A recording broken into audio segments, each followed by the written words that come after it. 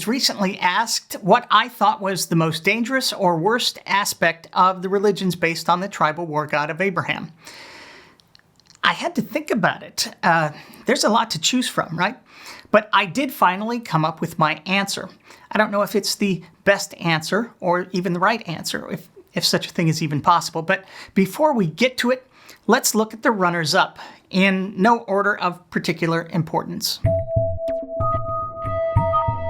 Violence is definitely the single most dangerous aspect of religion because it poses the literal threat of physical harm or death to people and animals. It just doesn't get more dangerous. When people worship a supposedly perfect, omnibenevolent being who uses violence like Joe Biden uses the words look and folks, it's easy for someone worshiping that being to think that violence is not just acceptable, but honorable.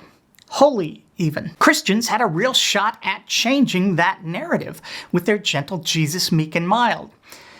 But then he started talking about hell and all the fun that would be endlessly thrust on people simply because they didn't dig the cut of his jib. That took godly violence to new heights. The message was clear. God loves violence so much, he'll be using it forever to punish the people he loves.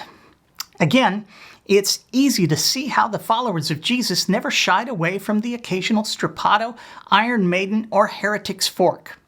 If God is going to be torturing these people forever, why not help out now and give him a running start? From the very beginning, indeed in the beginning, the tribal war god of Abraham has hated those seeking knowledge. Of all the trees in the garden, there was only one from which Adam and Eve were forbidden to eat. The tree of, wait for it, knowledge. My former religion, Mormonism, puts it this way in the Book of Mormon, quote, "To be learned is good if they hearken unto the counsels of God." Indeed, wisdom begins with the fear of the Lord, or so we're told in the Bible. Another God recently told us, "I love the poorly educated." But no one loves the poorly educated like the tribal war god of Abraham. In fact, God says, quote, "I will destroy the wisdom of the wise. The intelligence of the intelligent I will frustrate," end quote. Believers continue to take this seriously, avoiding intelligence at every turn. Evangelical former Senator Rick Santorum told us why back in 2012, quote, 62% of children who enter a college with a faith conviction leave without it," end quote. I wonder why that is. Oh, Rick holds a BA, an MBA, and a JD. But if you want everyone to have access to higher education, Rick will call you a snob. And now, the single worst and most dangerous part of religion, according to yours truly: intransigence. I put this at the top of the list because it's ultimately the reason for the others, all the others, even the ones not mentioned here. No one holds on to ignorance, violence, basic malevolence in general like religion.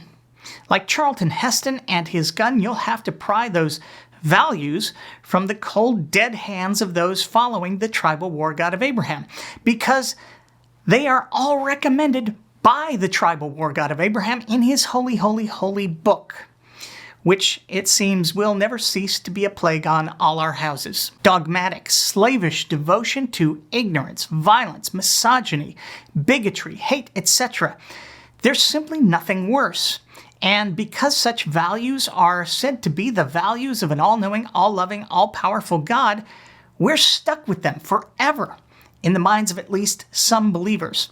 And so far, in the West, there has never been a time with so few of those believers that we could all just set our worries aside.